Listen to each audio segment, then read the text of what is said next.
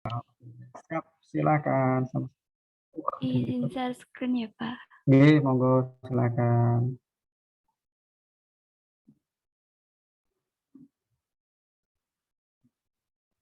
Apakah sudah terlihat? Sangat sudah sekali. Ini kenapa suaranya sangat lembut ya? Oh, Apakah sudah ini seperti suaranya itu loh siapa? Kalau di wayang Jawa itu yang di aku jenenge lali aku yang siapa tokoh perempuan eh yang Arjuna tergila-gila itu kepada siapa? Arjuna juga gitu suaranya kan. Apakah dirimu masih monggo monggo silakan. Monggo silakan. jelas tidak ya, Pak, tapi? Sudah jelas, Pak. Oh Keren. ya, Oke, monggo silakan. oh Saya ya. melihat.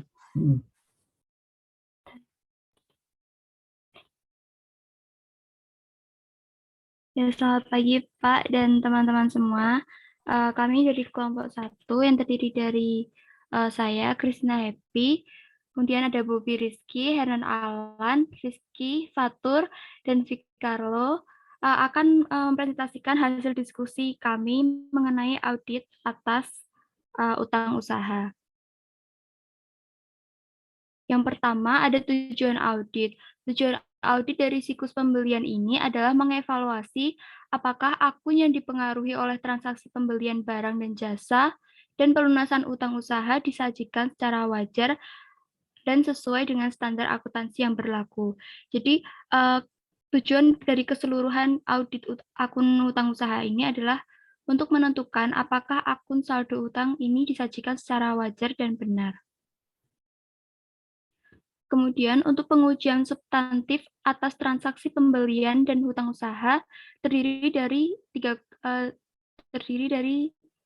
golongan transaksi yang terdiri dari 3 golongan transaksi. Yang pertama ada perolehan barang dan jasa, retur pengembalian pembelian dan pengurangan harga, dan terakhir ada pembayaran kas untuk perolehan sesuatu. Kemudian terdapat 3 proses bisnis. Yang pertama ada pemrosesan pesanan pembelian, penerimaan barang dan jasa, dan pengakuan kewajiban. Dalam pemrosesan pesanan pembelian ini, yang pertama form permintaan pembelian dari bagian gudang kepada bagian pembelian. Kemudian bagian pembelian membuat surat pemesanan barang, persetujuan oleh general persetujuan surat pemesanan barang oleh general manager. Kemudian ada bagian pembelian yang membuat salinan dari surat pemesanan barang.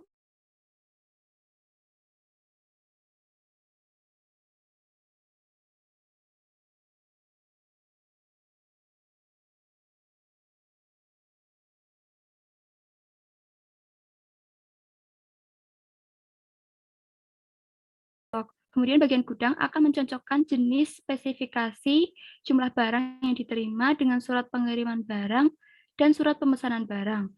Kemudian bagian gudang akan menandatangani surat pengiriman barang dan membuat salinan surat pengiriman barang. Kemudian bagian gudang buku penerimaan barang dan mengisi kartu persediaan. Yang proses terakhir ada pengakuan kewajiban. Pengakuan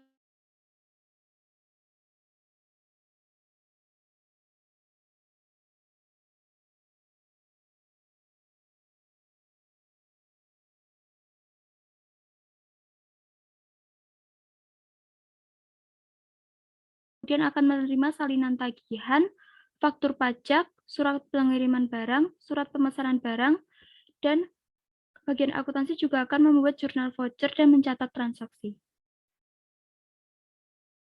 Yang selanjutnya akan dijelaskan oleh Alan.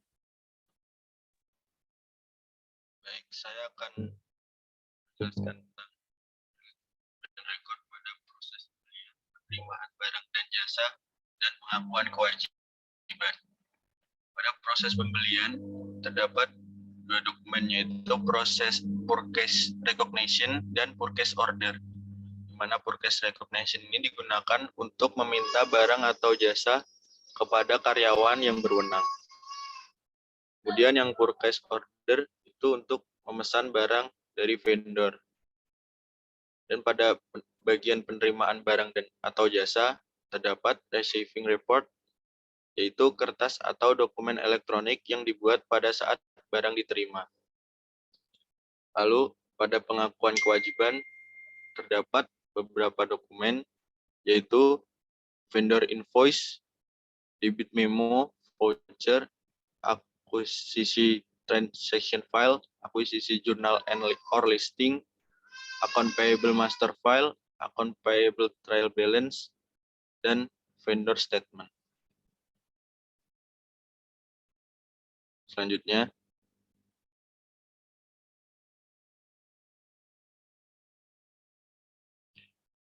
adalah asersi manajemen dan tujuan audit pada pembelian bahan baku. Ada beberapa asersi manajemen terkait pada pembelian bahan baku.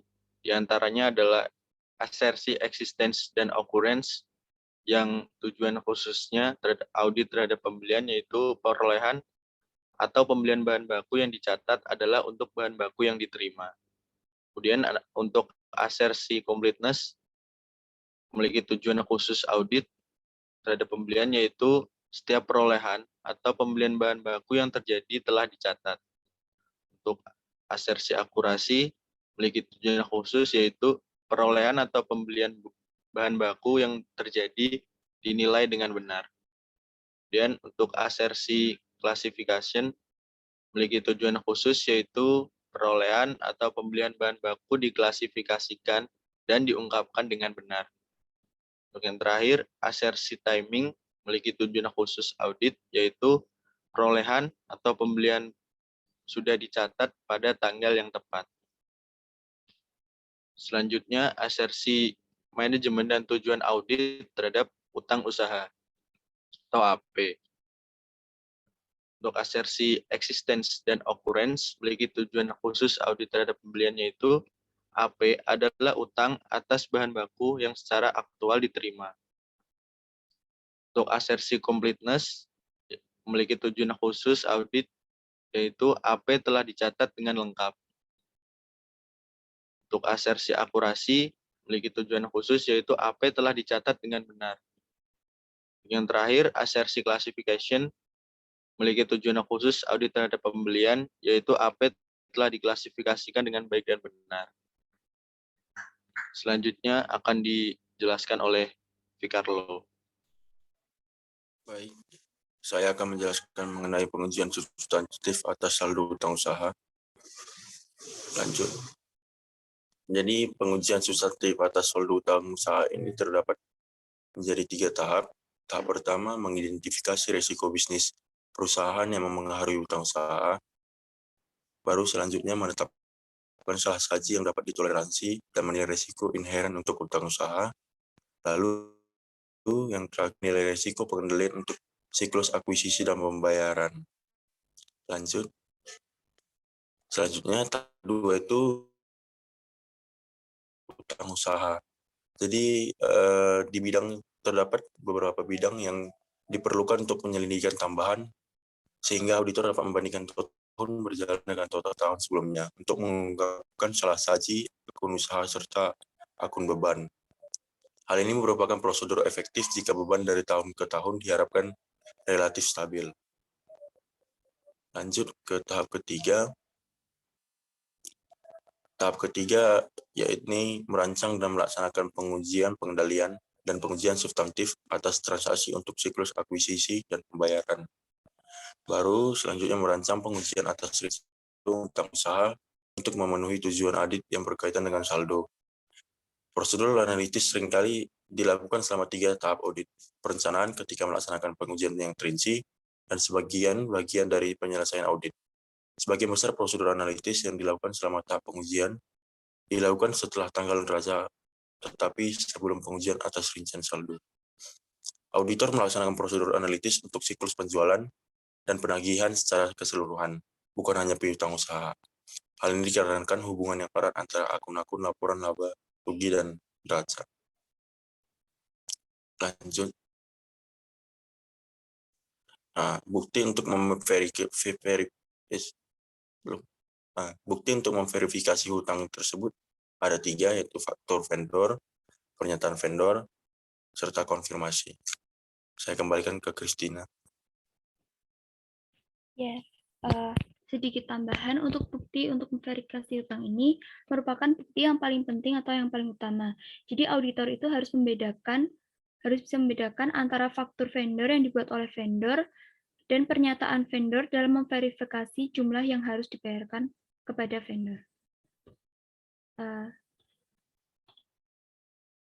Sekian presentasi dari kami. Mohon maaf apabila ada kekurangan. Apakah ada yang ingin ditanyakan? Ya, Mbak Christina, langsung kita buka sesi diskusi saja kali ya. Nanti untuk yang soal kasus setelah diskusi saja ya, disampaikannya ya. Gitu. Bagaimana? Ini diskusi dulu atau langsung ke kasus aja?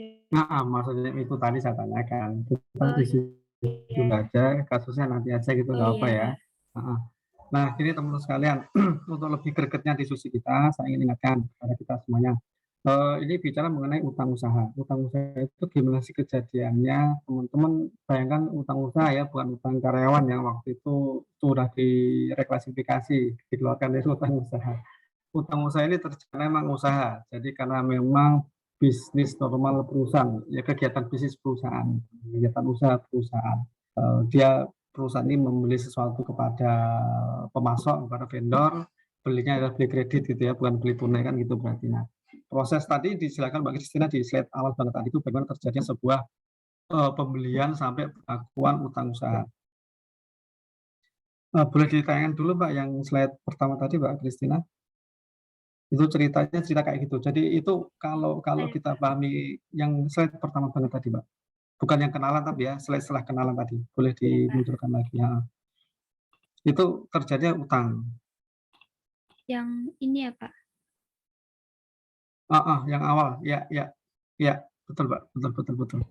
Yes, ini boleh digedein di slide show.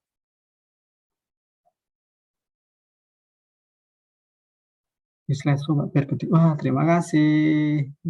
Bentar Pak. Balik aja ke atas.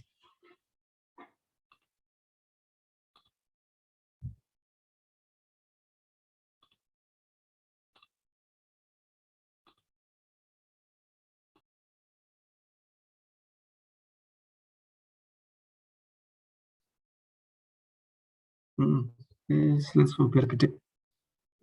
Oke. Nah, teman-teman sekalian, ini kisahnya kenapa sampai suatu perusahaan itu punya utang itu. Ceritanya kan gini, kita bayangkan sebuah perusahaan manufacturing ya, ini biar lebih awal kita pahami bersama dulu. Perusahaan manufacturing lah, atau ya perusahaan manufacturing gitu. Bayangkan perusahaan manufacturing, perusahaan akan membuat sebuah produk. Nah, di sini setiap kali mau memproduksi, salah motong saja di gini. Dulu saya pernah ceritakan, perusahaan ini akan setiap tahun akan membuat suatu perencanaan penjualan mereka, perencanaan pembelian mereka. Dari mana perusahaan itu didapat? Dari ya budgeting ke tahun ke depan, kayak kita Indonesia mau ngapain nih, atau teman-teman mau ngapain ke depan, ya Indonesia lah negara kita, atau negara kejauhan ya, atau pasti bikin RAPBN kan ya, nanti akan membayar apa saja. Kegedean perusahaan ini gini, jadi sambil dari titik marketing menjual produknya ke beberapa, katakanlah apa ya, jualan apa nih misalnya nih, yang kita sering lihat misalnya di rak swalayan, apalah barang A, B atau C itu. Barang ABC ini dipromosikan ke berbagai lokasi, kemudian akhirnya dapat customer yang loyal karena itu, sehingga pemesanan dari pembeli itu sudah rutin misalnya itu, atau tanggal berapa, jumlahnya berapa harus ada di rak mereka lah kalau itu. Sehingga marketing sudah punya jadwal, tanggal sekian itu ngirim kepada A, tanggal sekian kepada B, tanggal sekian kepada C, jadwal yang sudah teratur rapi selama katakanlah setahun ke depan, atau dirinya lagi 6 bulan ke depan, atau 3 bulan atau sebulan ke depan. Nah, si marketing ini agar tidak terjadi gagal menyerahkan barang, maka dia akan berpesan kepada gudang barang jadi kan itu. Hai gudang barang jadi, pastikan bahwa customerku yang di situ dikirim tanggal sekian, jumlah sekian, customer yang di sana tanggal sekian, jumlah sekian, seperti itu detail. Sehingga orang gudang barang jadi pun nggak mau kehilangan momen itu. Kenapa? Karena ketika customer nggak dapat barang kita, mungkin customer akan kecewa. Kalau itu sebuah job order costing, job order gitu, maka mungkin akan dapat penalti ketika gagal menyerahkan barang pada saat yang ditentukan. Atau jika itu untuk buat job order ya, memang pasar harus disediakan barang itu, pas barang kita nggak ada, nanti barang kompetitor masuk sehingga barang kita nggak dipakai lagi, customer kita akan berpindah ke barangnya kompetitor, sehingga penyediaan barang di pasar itu menjadi sesuatu yang tidak boleh terlambat, biar nanti nggak diisi kekosongan itu oleh kompetitor. Nah, jadwal itu nggak boleh terlewatkan, gitu. Sehingga gudang barang jadi dipesan sama marketing, awas ya, kamu mulai terlambat kirim ya, nanti target penjualan kita menjadi nggak tercapai, nanti target penerimaan keuntungan perusahaan nggak tercapai, nanti kita kena masalah semuanya, kan gitu. Misalnya kayak gitu. Nah, gudang barang jadi berpesan kepada orang produksi pastikan di gudangku ada barang jadi sejumlah ini pada tanggal sekian jam sekian, sejumlah sekian, udah dicek. Orang produksi pun sama, ada aku dipastikan harus ngirim, maka para perusahaan minta ke gudang bahan baku sediakan barang A, B, C, D karena saya akan buat barang ini yang harus aku selesaikan tanggal sekian, jika schedule-nya menjadi ketat. Orang gudang bahan baku mikir, aduh ini barang ini ada atau enggak, kalau enggak ada dia akan minta ke orang pemesanan pembelian ini gitu. Orang purchasing, hai orang purchasing, sediakan aku barang A, B, C, D ini di gudangku tanggal sekian. Kalau nggak ada nanti produksi terganggu, barang jadi terganggu, marketing, penjualan terganggu, semua terganggu. Sehingga orang purchasing ini memastikan bahwa dia bisa menyediakan bahan baku produk pabrik di situ sesuai tanggal yang diminta oleh orang gudang. Jadi rangkaiannya seperti itu. Nah, untuk tahu jadwal itu orang purchasing nggak boleh ngarang-ngarang. Kalau gudang minta, dia akan sediakan. Gudang nggak minta, dia nggak beli sendiri. Nanti jangan nggak dibutuhkan dia beli. Pas butuhkan mau beli, duitnya habis gara-gara sudah dipakai untuk beli yang nggak dibutuhkan. Jadi semua pembelian yang dilakukan oleh orang pembelian itu berdasarkan permintaan. Siapa yang minta? Ya orang gudang, karena gudang tahu kebutuhannya. Gitu. Sama tadi, gudang berdasarkan permintaan dari produksi berdasarkan permintaan dari finish good berdasarkan pesanan dari marketing, kayak gitulah kira-kira. Jadi ini proses saling berkaitan. Jadi nggak ada pembelian barang bahan baku di sini raw material yang tidak akan dipakai, yang sia-sia, gitu. Karena semua berdasarkan kebutuhan produksi mereka, perusahaan tersebut. Gitu. Nah, ini dokumen form permintaan barang itu berarti ada permintaan barang dari gudang kepada unit pembelian, orang purchasing tadi. Purchasing atau purchasing tadi ya, mana yang betul nanti kita cari lagi bahasanya. Purchasing atau purchasing. Nah, dari situ nanti orang pembelian bahan baku, orang pembelian ya, orang purchasing ini, unit purchasing akan memesan barang kepada pihak yang pemasok tadi itu, dan seterusnya. Sehingga nanti ini proses di dalamnya bisa macam-macam ya, Pak. Misalnya di dalam proses pemrosesan pemesanan pembelian di kolom pertama ada form permintaan, ya dari gudang, surat pemesanan barang, itu pesan kepada siapa? Apakah dari perusahaan ini kepada customer, kepada pemasok, kepada siapa? Itu pesannya pasti dari sana tuh. Gitu. Nah, ada pesan dari GM ketika mau pesan barang kepada pemasok, pasti yang mengotorisasi, pasti yang menyetujui adalah pejabat tertentu dengan hierarki tertentu. Belinya berapa? Apakah beli kecil atau beli besar? Kalau beli besar pasti ada level otorisasi berbeda kan itu. Nah, semacam itulah gitu. Kirimlah surat pemesanan kepada mereka yang kepada pemasok. Nah, proses milih pemasok gimana? Yaitu nanti maaf, suaranya kok menjadi kayak habis konser begini ya. Ya, pemilihan pemasok juga bisa bermacam-macam kan, bisa langsung tunjuk, bisa dengan lelang, bisa macam-macam. Ini kita skip, kita nggak ngomongin itu. Gitu. Jadi nanti yang jelas sudah ketemu pemasok, langsung dibuatkan purchase order atau sales kontrak, apa tadi di sini tadi muncul kayak gitu. Nah, itu proses pemesanan barang. Ketika di pemasok udah diproses, pemasok akan mengirimkan tuh barang dari sana, sehingga tibalah barang di gudang. Sehingga bagian gudang menerima barang tiba di gudang, bagian barang tiba di gudang. Mencocokkan apa gudang ini? Mencocokkan antara packing listnya, kemasan barang, kemasannya daftar barang dengan isinya. Apakah bisa di list barangnya itu dipesan sesuainya, pemesan nomor sekian tanggal itu pesannya adalah barang ABCD. Di packing listnya, di kemasan barang itu disebut ABCD juga. Cocokkan. Lihat isinya, pasti buka barangnya apakah ABCD, apakah FGH, apakah ABC saja. Itu dicocokkan, terus nanti dibuatkan surat surat penerimaan barang. Jadi dari sono terus dibuatkan tanda terima. baru barangnya disimpan di gudang. Nah itu orang gudang, barang datang diterima, dicocokkan barangnya dengan pusatnya, dicocokkan barangnya dengan kemasan tadi itu isi kemasan ya, packing listnya kemarin sudah kita packing list ya di sebelum kita smart ya, packing list terus disimpan di gudang. Gudang apa Dim? Enggak, pasti ada laporan penerimaan barang tadi itu, ada laporan penerimaan barang, kemudian laporan itu akan ditembuskan ke siapa? Laporan penerimaan barang ditembuskan ke orang pembelian untuk memberitahu pembelian bahwa barang yang dipesannya itu sudah diterima, ini bukti penerimaannya, monggo dikonfirmasikan itu pada pemasok. Dan juga nanti laporan penerimaan itu nanti diserahkan juga kepada bagian ini, pengakuan kewajiban kepada accounting. Kapan menjadi saat punya kewajiban, punya utang, apakah destination atau shipping point? Kalau destination barang sudah datang kan itu, kalau shipping point berarti waktu itu pas faktur dikirim gitu. Dan seterusnya nanti baru dicatat dalam jurnal kewajiban, jurnal utang tadi itu. Jadi apakah memenuhi persyaratan untuk dihapus baik utang tadi di slide terakhir dari Mas Picarlo tadi, yang Mbak Christina tadi tambahkan kan, ketika menjadi pengakuan utang, dokumen adalah dokumen ini nih, tersedia lengkap semuanya. Ada faktur pemasok, ada laporan penerimaan gudang, ada apalagi baru dapat di jurnal. Kalau itu nggak ada, nggak lengkap, nggak di jurnal, karena itu nggak memenuhi persyaratan sebagai pengakuan ada kewajiban. Ini apa namanya, kebijakan internal perusahaan. Bisa jadi nanti misalnya ada suatu perusahaan yang agak sembrono gitu, berdasarkan faktur langsung bisa dihapus sebagai kewajiban. Ya kalau memang kebijakan akuntansi dia begitu ya monggo saja.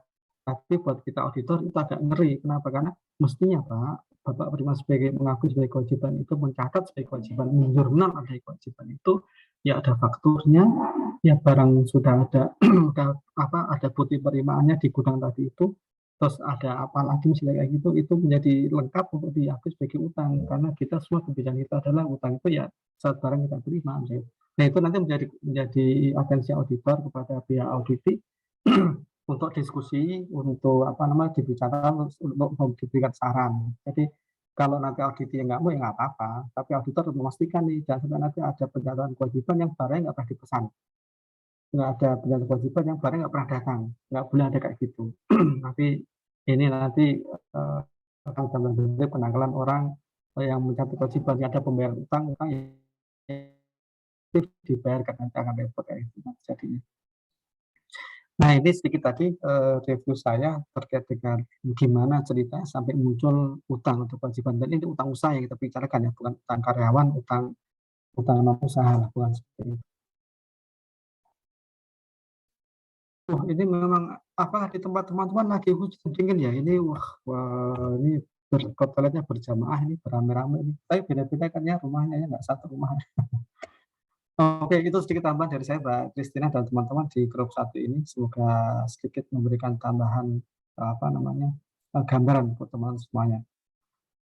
Oke, monggo Mbak Christina dilanjut sesi diskusinya, dipersilakan.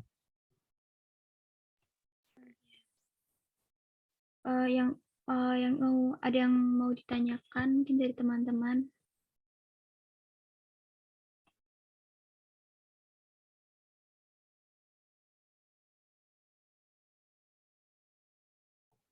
Monggo, jika teman-teman ini sudah dipersilakan, jika ada yang mau didiskusikan, nggak harus bertanya. Tadi mau ada yang bertanya, kalau nggak bertanya kan boleh aja toh, mau berkomentar, itu, mau protes, boleh saja, mau klarifikasi juga boleh.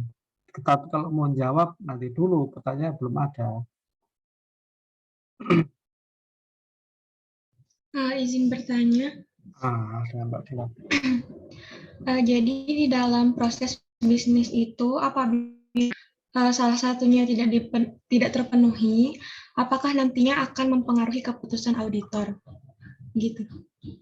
Terima kasih.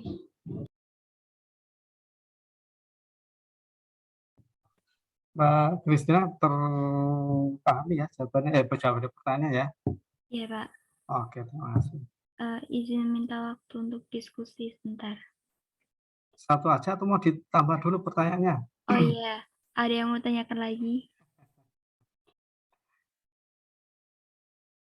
Udah lama nggak kuliah kita jadi lupa ya gimana caranya kuliah gitu ya. Saya juga lupa gimana cara ngajar. Monggo teman-teman jika ada lagi yang ingin didiskusikan, diklarifikasi, jangan malu-malu. Karena kalau malu-malu biasanya nggak jadi nanya. Terus nggak ada, udah Mbak dijawab aja Mbak. Monggo diskusi dulu boleh, nggak apa-apa. Sebentar ya Pak.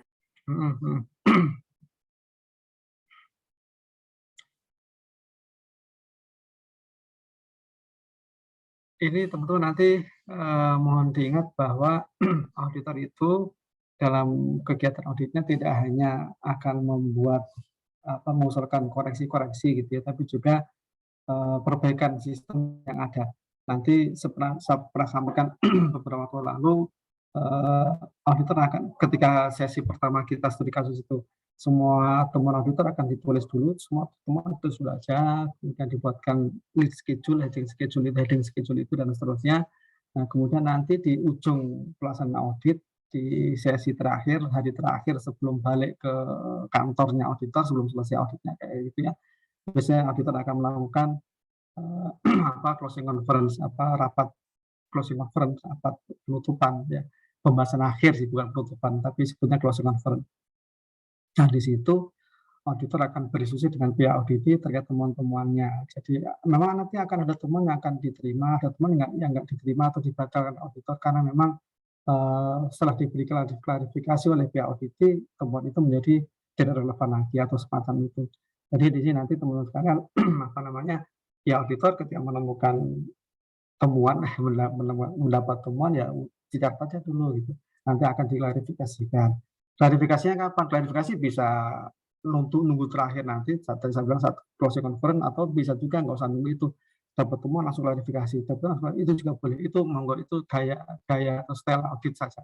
Monggo saja mana yang dipilih nanti. Tapi yang jelas kalau ada temuan ya tulis saja gitu, temuan itu. Jadi jangan ragu-ragu untuk menyampaikan nanti temuan kepada pihak audit.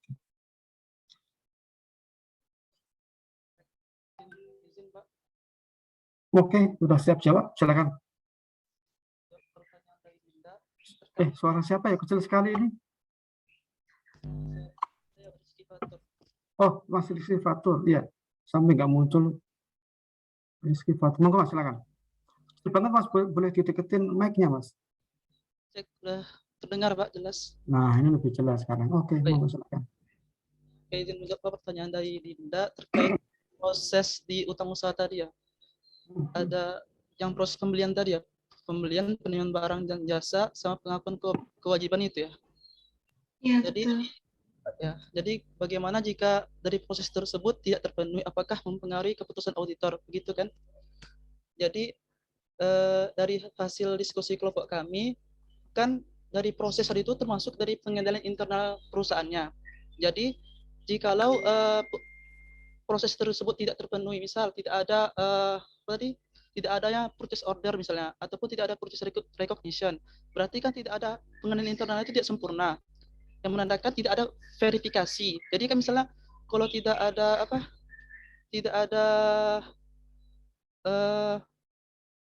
tidak ada purchase recognition nih, berarti kan gimana ya, barang-barang yang diminta itu tidak misalnya tidak sesuai gitu, tidak sesuai yang diharapkan. Jadi pengendalian internal itu kurang, sehingga pas itu kalau SPI-nya kurang akan mengaruhi, mungkin bisa ditambahkan oleh Bapak gitu. Gimana Mbak Dinda? Kayaknya nggak usah saya tambahkan. Ya, sudah jelas Pak.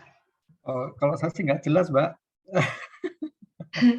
Saya nangkep intinya aja sih Pak. Iya. Ya, sip. Oke, terima kasih Mas Rizky Fatur Rahman.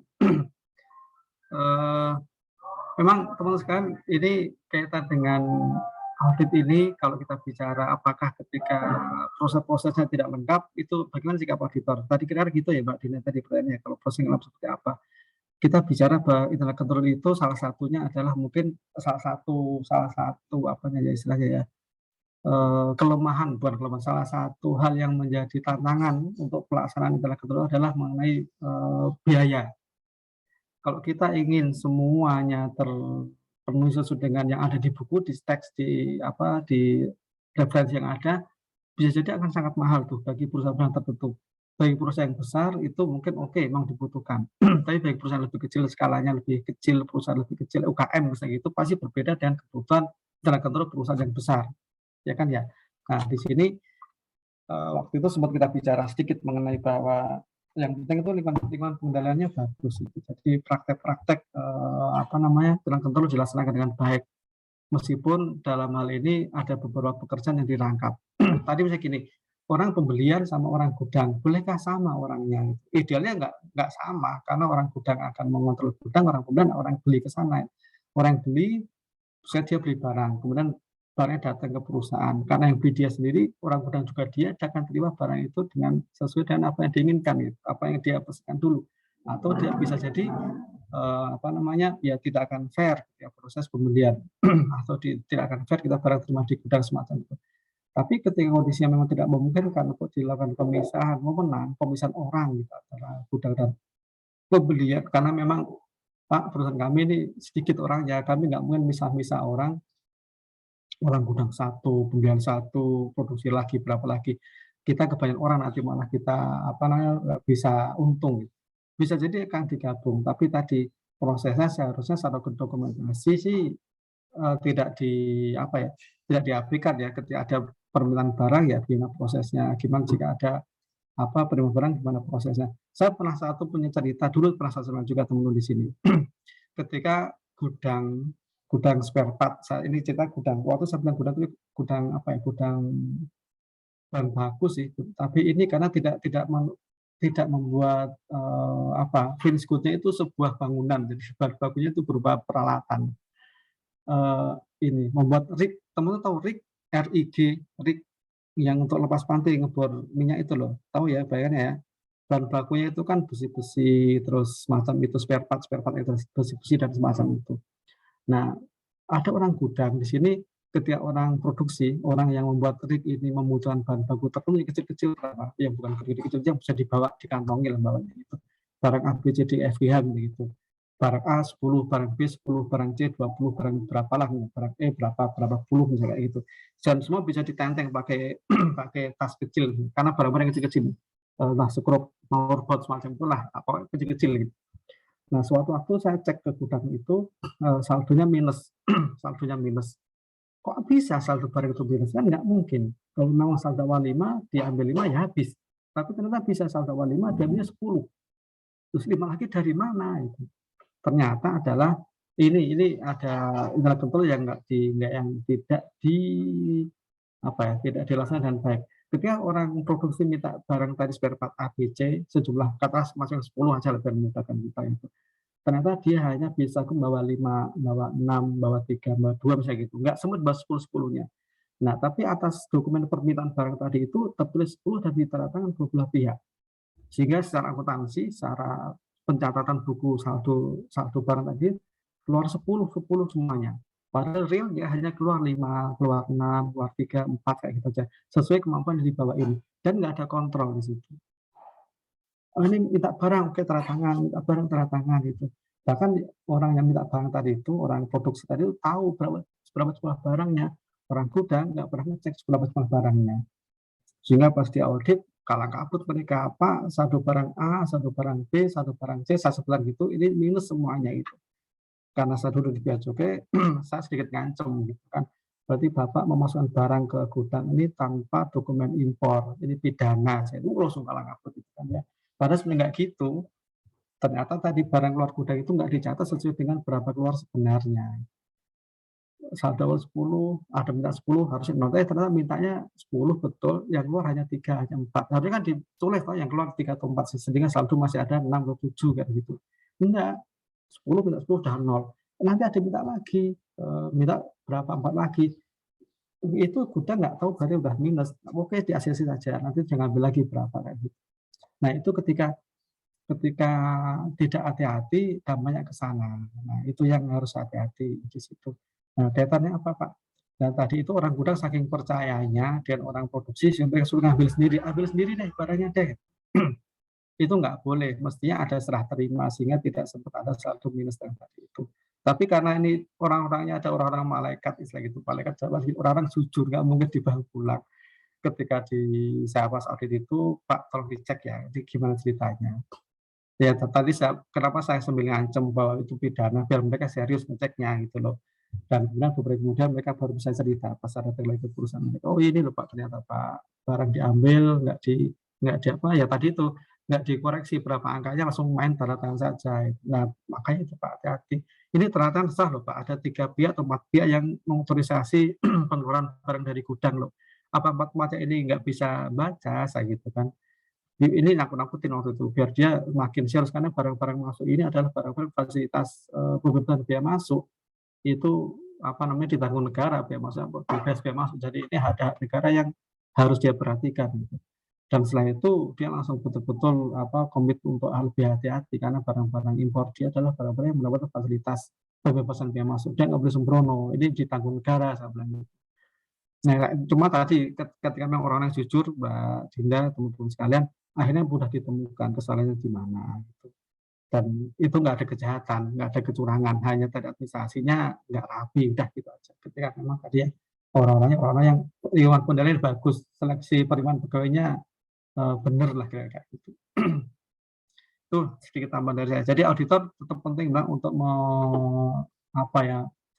menguji efektivitas internal perusahaan. Itu tetap harus dilaksanakan. Tapi jangan sampai nanti memberikan rekomendasi bahwa Pak harus ada orang gudang tambah satu lagi. Nggak usah juga, mungkin juga nggak butuh itu. Nanti kasihan juga perusahaannya. Dapat rekomendasi yang nggak bisa dilaksanakan. Mahal banget Pak, nanti ongkosnya Pak, saat pegawainya segini, misalnya kayak. Ya kita tetap akan melihat dari sisi tadi itu cost and benefit-nya kayak gitu. Oke, tambahan dari saya seperti itu teman-teman, biar ada sedikit gambaran lebih banyak. Monggo Mbak moderator Kristina, masih dibuka lagi. Buat teman-teman, mungkin ada yang ingin didiskusikan lagi atau ingin bertanya lagi?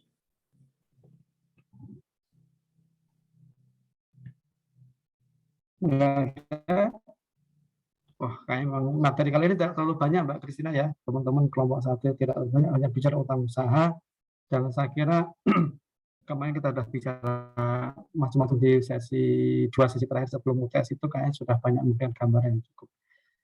Oke lah kalau gitu, teman-teman, ini kalau nggak ada lagi yang didiskusikan, kita lanjut ke soal kasus ya. Oke? Oke, siap. Nggak ada yang menolak. Berarti monggo Mbak Kristina dan teman-teman langsung soal kasus yang jadi PR. Silakan. Yang share screen. Monggo silakan.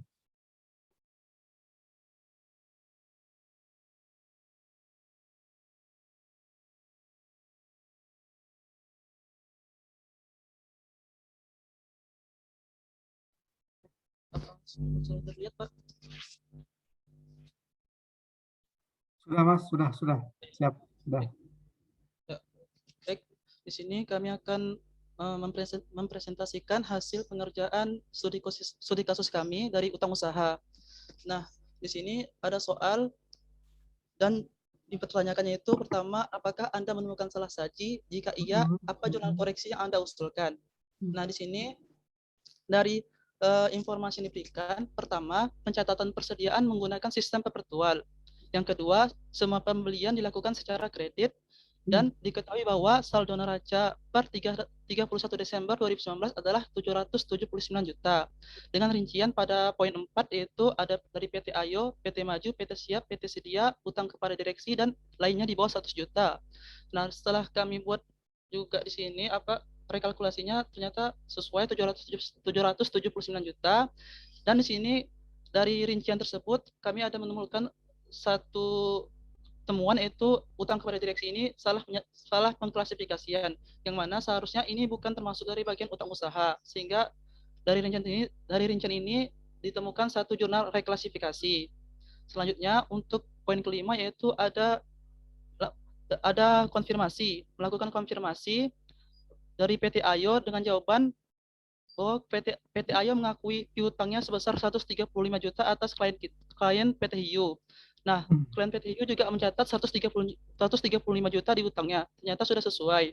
Nah, untuk PT Maju mencatat jawaban konfirmasinya yaitu untuk utang mereka mengakui sebesar 142 juta, sedangkan klien kita mengakui utangnya sebesar 127 juta. Terjadi perbedaan. Nah, perbedaan ini dijawab pada poin 6 yaitu terkait dengan jawaban konfirmasi PT Maju, diperoleh informasi bahwa tanggal 24 Desember 2019 perusahaan telah menerbitkan memo debit karena barang dagangan senilai 15 juta yang dibeli dari PT Maju tidak sesuai dengan pesanan.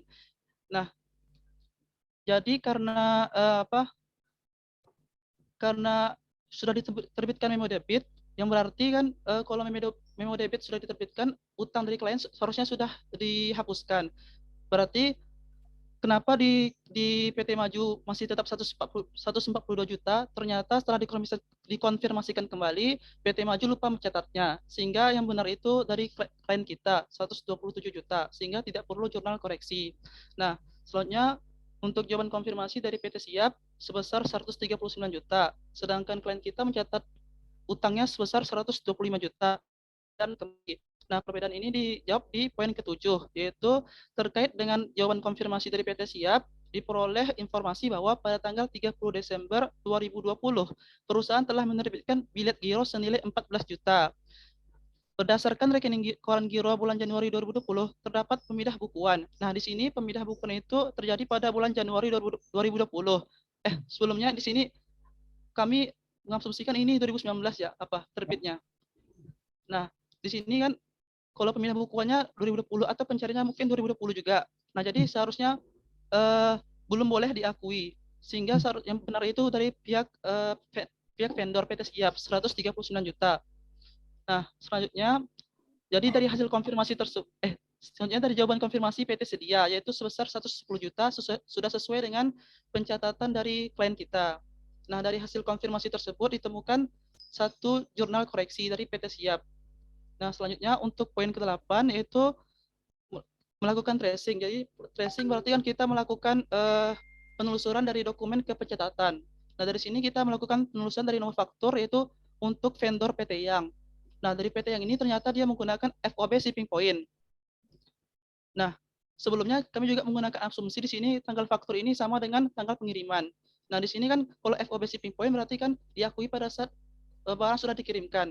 Berarti sudah boleh diakui pada saat tanggal faktur ini 2019 berarti sudah boleh diakui sebesar 25 juta. Ternyata klien sudah benar untuk mengakui 25 jutanya ke buku besarnya. Selanjutnya untuk nomor faktur atas vendor PT Penting. Ternyata mereka menggunakan FOB destination point yang mana FOB destination point ini kan kita mengakuinya pada saat barang sudah diterima. Ternyata barang diterima pada tanggal 1 Januari 2020. Nah, ternyata ternyata klien kita sudah benar untuk tidak mengakuinya di buku besarnya. Nah, selanjutnya tracing untuk nomor faktur atas vendor PT Lulus. Ternyata mereka menggunakan FOB shipping point sebagaimana yang tadi diakui pada saat barang dikirimkan. Nah, barang dikirimkan kan pada tanggal 30 Desember 2019, tetapi klien kita belum mengakuinya. Seharusnya sudah diakui karena dikirimkan di periode 2019. Maka di sini ada jurnal koreksi untuk PT Lulus atas vendor PT Lulus sebesar 32 juta. Nah, selanjutnya di poin 9 ada subsequent payment test, yaitu kita mengecek apakah ada terjadi pembayaran setelah periode tutup buku. Ternyata ditemukan ada pembayaran pada tanggal 7 Januari 2020 sebesar 35 juta. Nah, kita lihat ini pembayaran atas apa nih? Ternyata pembayaran atas pembelian dari PT Ngumpet pada tanggal 24 Desember 2019. Nah, terjadi pembayaran, tetapi kan apa yang menyebabkan terjadi pembayaran tersebut? Ternyata pembelian. Ternyata klien kita belum mencatat atas pembelian tersebut. Karena tadi kan dijelaskan bahwa setiap pembelian itu kredit, maka seharusnya jadi ada jurnal koreksi atas utang di nomor 9 tersebut. Nah, setelah kita melakukan pengujian, ditemukan beberapa temuan. Selanjutnya kami mengusulkan beberapa jurnal koreksi sebagai berikut. Yang pertama, terkait tadi yang jurnal reklasifikasi atas utang kepada direksi tadi, dilakukan jurnal reklasifikasi dengan jurnal akun payable pada other payable sebesar 105 juta. Yang kedua, jurnal koreksi atas pengakuan pelunasan utang usaha 2020 oleh klien atas PT Siap tadi ya. Jadi jurnal itu cash pada akun payable sebesar selisihnya itu 14 juta. Selanjutnya jurnal koreksi atas tidak diakuinya utang usaha, karena tadi kan kebijakan akuntansinya perpetual. Jadi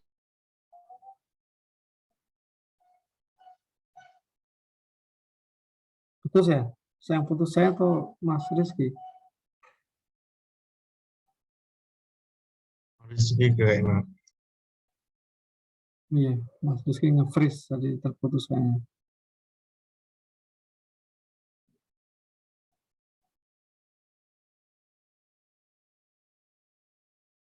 Halo Mas Rizky.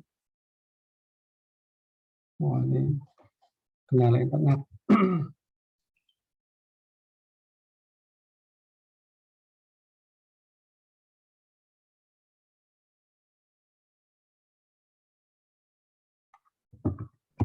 cek Oke Mas. izin share screen lagi kembali Pak. Tadi hilang sinyal Pak. Oh iya.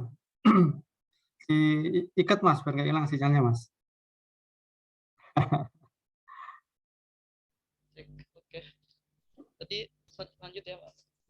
Di soal kedua, di sini kami juga membuat kertas kerja pembantunya yang mana untuk Sebentar Mas, merinci. tadi yang apa usaha koreksi tadi belum tuntas. Oh ya, sampai mana tuh ya Pak? Buka dulu aja. Nah, baru sampai 2 tadi kalau nggak salah. Oh ya. Baik, dari awal aja ya Pak. Dari Jadi, dari 3 aja. Oh 3. Jadi kan yang ketiga ada jurnal koreksi atas tidak diakuinya utang usaha. Karena jurnalnya perpetual juga, maka inventory pada akun payable sebesar 32 juta. Selanjutnya, yang keempat itu ada jurnal koreksi. Tadi karena lupa catat tadi, di tanggal 24 Desember, jurnalnya itu karena perpetual juga, inventory pada akun payable sebesar 35 juta. Oke.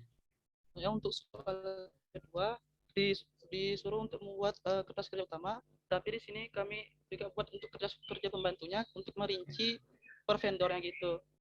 Nah, di sini kan PT Ayu tadi tidak ada jurnal koreksi ya, jadi sama dengan catatan klien, begitu pula dengan PT Maju sesuai.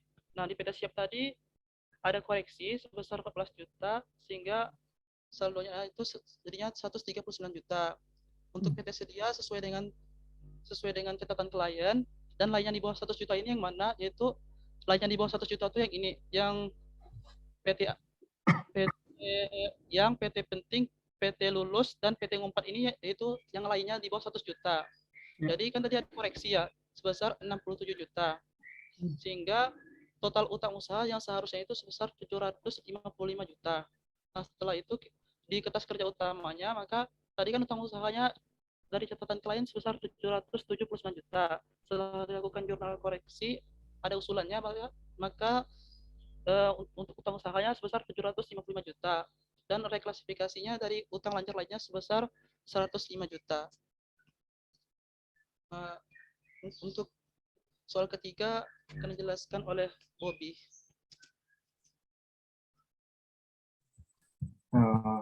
Baik, untuk prosedur asersi dan tujuan. Untuk prosedur audit yang pertama yaitu mengirim konfirmasi kepada vendor yang bersaldo di atas 100 juta, kemudian membandingkan dengan catatan klien. Bukti audit berupa konfirmasi. Hal ini dapat diketahui di soal yang dijelaskan sesuai dengan program audit, rekan Anda telah melakukan konfirmasi utang usaha yang bersaldo di atas 100 juta. Jadi asersinya itu berupa existence, juga existent, itu tujuan auditnya untuk saldo utang usaha dalam neraca yang benar-benar ada. Kemudian valuation and allocation, yang tujuan auditnya nilai utang usaha dalam neraca sudah tepat. Kemudian ada reg and obligation, utang usaha merupakan kewajiban yang sah milik perusahaan. Kemudian prosedur audit yang kedua yaitu melakukan penelusuran dari dokumen pembelian kecatatan milik klien. Nah, yaitu melakukan tracing. Bukti audit berupa dokumentasi. Hal ini dapat diketahui di soal di nomor 8. Berdasarkan tracing ke transaksi pembelian dari tanggal 28 sampai 31 Desember 2019. Yang vendornya PT Yang, PT Penting, juga PT Lulus. Asersinya berupa completeness. Tujuannya transaksi pembelian persediaan sudah dicatat dengan lengkap. Kemudian di situ juga ada cut off. Cut off seperti yang dijelaskan oleh Rizky tadi, ada transaksi pembelian persediaan dicatat pada periode yang tepat. Ada tahun yang seharusnya belum dicatat tapi dicatat terlebih dahulu. Kemudian prosedur audit yang ketiga yaitu melakukan pengujian pelunasan utang usaha setelah tanggal neraca. Bukti auditnya berupa dokumentasi. Hal itu dapat ditemukan di soal poin 9 yang berbunyi berdasarkan rekening koran giro pada bulan Januari 2020, pada tanggal 7 Januari 2020 terdapat informasi transfer dana ke PT Ngumpet sebesar 35 juta. Bukti menunjukkan bahwa dana tersebut merupakan pelunasan atas pembelian barang dagangan ke PT Ngumpet tanggal 24 Desember 2019. Namun, di buku besar tidak terdapat catatan atas pembelian tersebut. Nah, jadi asersinya berupa completeness. Tujuannya, transaksi pembelian tersebut sudah dicatat dengan lengkap. Kemudian, ada yang kelupaan, melakukan pemeriksaan terhadap akun-akun dalam daftar rincian utang usaha. Bukti audit berupa dokumentasi ini ada di poin nomor 4, yaitu daftar rincian utang usaha per 31 Desember 2019, berdasarkan catatan perusahaan dan buku besar, yang vendornya berupa PT Ayu, PT Maju, PT Siap, PT Setia. Asersinya berupa valuation allocation. Tujuannya, saldo utang usaha sudah diklasifikasikan ke akun yang sesuai. Sudah, seperti itu. Terima kasih.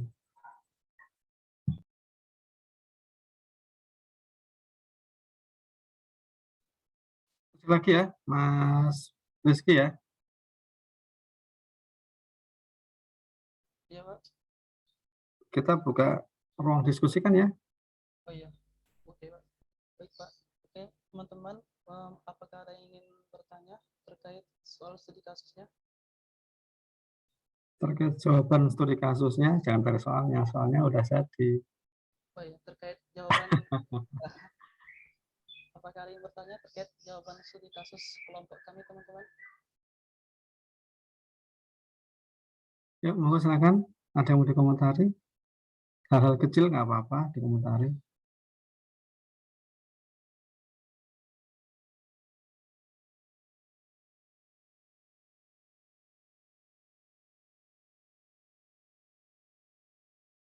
Monggo, ada nggak? Semua bikin kan ya? Apa sama semua hasilnya? Bukan sama semua kali ya. Mas Rizky yang sheet usulan jurnal koreksi, Mas. Ya, ini apa namanya, terima kasih dibuatkan seperti ini. Teman-teman, jawaban kelompok ini oke banget, bisa jadi referensi ke kita semuanya, kepada teman-teman nanti untuk soal nomor ini.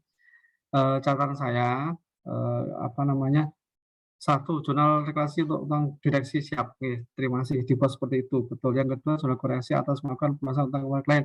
Ini sebaiknya disebut nama PT-nya. Sehingga nanti, kalau nanti di prakteknya yang sebenarnya kita sebutkan, ini koreksi atas apa, PT apa, mudah identifikasi yang itu Mas Rizky ya. Jadi jangan klien. PT apa tadi ini? Yang kedua ini? PT Siap, Pak. PT Siap. Siap. Oke, siap. Terus yang ketiga dan keempat juga sama, sebutkan nama perusahaannya gitu ya. PT Ngumpet sama satu lagi tadi apa itu? Ngumpet dan lulus ya tadi ya. Iya, Pak. Ya itu nanti tuliskan nama perusahaan ya Mas Rizky ya. Itu Ya, ke bawah lagi udah nggak ada lagi ya? Nggak ada, Pak. Ada. Terus yang di kertas kerja sekarang, teman-teman yang sheet ini jangan dipindah dulu Mas. Stop jangan dipindah dulu. Yang di ini ada mau dikomentari dulu? Ada nggak sepakat? Monggo silakan. Sudah sesuai, Pak. Sudah sama ya, Pak Ju ya. Oke, siap. Terima kasih. Oke, lanjut ke yang sheet berikutnya. Nomor 2 kertas kerja ya. Ini dibuatkan kertas kerja pembantu sebelum membacakan kertas kerja utama heading schedule atau lead schedule ya sebelum itu. Oke, siap nih. Terima kasih. Geser ke bawah Mas yang di utama, iya. Yang di utama ini. Jadi nggak usah dikecilin, biar aja kayak tadi nggak apa-apa. Oh mau dimunculin semuanya, oke siap ya, sip. Masih mas, oke nggak apa-apa. Ini yang kita kerja utama. Untuk utang usaha saldo per klien adalah 7,9 juta untuk per klien, itu yang sebelum dikoreksi oleh auditor. Nah, ada koreksi dan kreditnya 81 totalnya tadi gitu ya, yang dari. Tapi tadi yang 105 nggak muncul di pembantunya Mas ya, Mas Rizky ya? Nah, karena itu Pak ya kan apa ya, di utang direksi gitu Pak. Jadi kalau yang pembantu tadi itu kan rincian dari utang usahanya aja gitu Pak. Oke, ya sip. Terus di sini muncul ini kan heading schedule untuk utang usaha. Kenapa ada utang lancar lainnya di situ muncul tiba-tiba di situ? Oh iya Pak, mungkin itu ragu juga Pak. Mungkin nanti memperjelas gitu Pak, tapi kayaknya salah ya. Iya Mas, itu nggak usah dimasukin. Yang utang lancar lainnya nggak usah disebutkan, nggak apa-apa. Baik Pak. Jadi yang row nomor 22 itu nanti boleh dihapus ya, nggak apa-apa ya. Speknya dihapus, bukan boleh speknya dihapus, nggak usah dimunculkan. Dicoret aja Mas, biar kelihatan jejaknya. Tapi nanti angkanya nggak berubah ya, wes ya. Udah, sip, benar-benar hapus saja. Ya, itu catatan audit yang di blok warna abu-abu ini atas beberapa temuan kami mengusulkan beberapa jurnal koreksi dan reklasifikasi. Oke, itu tadi sudah dibuatkan jurnal reklasifikasi ya, di situ dan koreksinya sudah ada. Kesimpulan terdapat beberapa kesalahan dan kesalahan. Nah, kesimpulannya bukan seperti itu. Gimana ya sebaiknya punya teman-teman ya. Kesimpulan di kertas kerja ini yang row nomor 33 ini. Gimana, ada yang berpendapat? Monggo silakan. Yang nomor 33. Kesimpulan pengujian ini gimana? Kesimpulan pengujian. Oke, monggo. Karena seharusnya kesalahan-kesalahannya kan sudah dicantumkan di catatan, lalu kesimpulannya setelah dilakukan koreksi atas kesalahan, maka laporan keuangan bagian utang usaha sudah bebas dari kesalahan. Iya, oke, sip. Terima kasih Mas Sada Aziz. Nanti gitu aja Mas Rizky Fatu dan teman yang lain. Kita udah koreksi, sehingga kita membuat kesimpulan atas saldo per audit kita. Itu karena sudah dilakukan koreksi atas saldo ini, maka saldo utang usaha sudah disajikan secara wajar.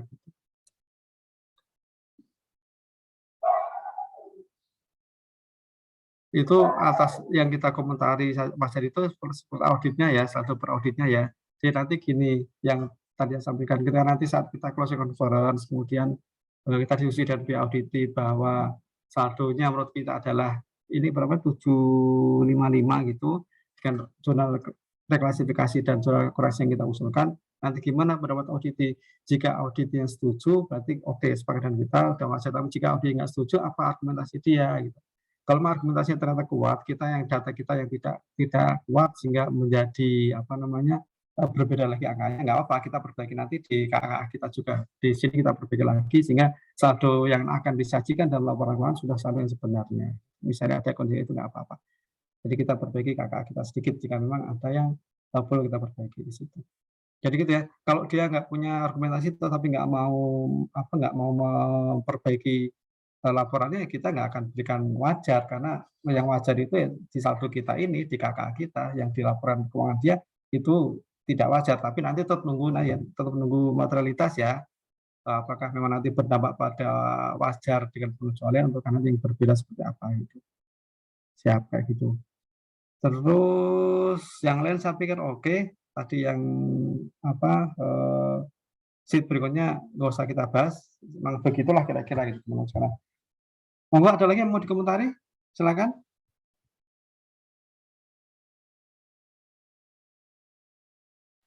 Nggak ada? Oke, clear semuanya ya? Gampang toh? Gampang. Auditing itu siapa ini? Mas Yana Pak, absen 21. Monggo, Mbak. Terkait dengan biliet giro itu perbedaannya dengan cek itu apakah terletak dari adanya tanggal jatuh tempo ataukah juga ada perbedaannya dalam pencairannya, Pak? Jadi tentang sistem biliet giro itu sendiri tuh bagaimana gitu, Pak? Terima kasih. Iya, siap nih, Mbak Noviana, Mas Ito. Ini apa beda antara cek dengan giro gitu, Mbak, ya maksudnya ya? Iya, Pak. Iya, saya nggak pernah bikin dua-duanya ya, Mbak. Jadi saya mau cerita bedanya nanti nggak kompeten. Tapi gini, dua-duanya kan kalau saya dulu pernah ya pas kerja di KAP sebagai part time itu dulu pernah diminta untuk ngambil pembayaran dari klien. Jadi kamu tolong ambilin, saya disuruh ngambil. Ini pembayaran kita belum lunas, ini apa pembayaran keduanya. Kalau nggak pengen disuruh, tapi nggak boleh bantah ya disuruh sama sama partnernya kayak gitu. Saya jalanlah ke tempatnya si auditing, Pak, saya disuruh Pak ini. Ya tunggu sebentar, duduk dulu, kasihlah sebuah kertas yang dalam amplop sebut nggak tahu apa isinya. Gitu. Sudah Pak, sudah langsung pulang saya serahkan ke Bapak itu, gitu. Yang nyuruh saya, ke Pak tuh yang nyuruh saya. Sudah Pak, ini Pak. Sama-sama nanti saya kira boleh dicari sendiri Pak ya di Mbah Google itu, saya tahu Mbah Google pasti bisa menyampaikan. Tapi ini dua-duanya dokumen untuk melakukan pembayaran, transaksi pembayaran kepada orang yang ditunjuk dalam dokumen tersebut. Kalau cek sebut itu langsung bisa dicairkan hari itu juga, kecuali cek yang cek mundur, cek apa, ada juga kayak gitu. Giro juga sama sih, ini untuk membayar itu. Nah, cek juga sama seingat saya, ini nanti tolong dicek lagi gitu ya. Ada yang memang baru dicairkan tanggal sekian, jadi ada waktunya tertentu lah gitu. Meskipun sebenarnya sih nggak semuanya kayak gitu, ada yang langsung dicairkan juga bisa kan. Ada yang bukan berarti cek kosong, tapi memang ada jangka waktunya sekian, nanti baru bisa dicairkan tanggal sekian, juga disebut seperti itu juga bisa.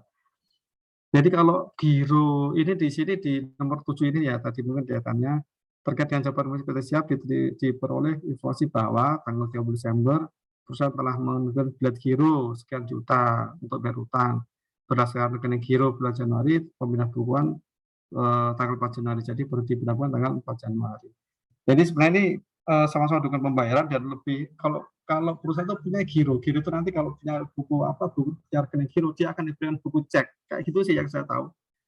Jadi buku cek itu karena punya rekening giro, kalau nggak punya rekening giro nggak punya buku cek, gitu tuh Mbak Noviana.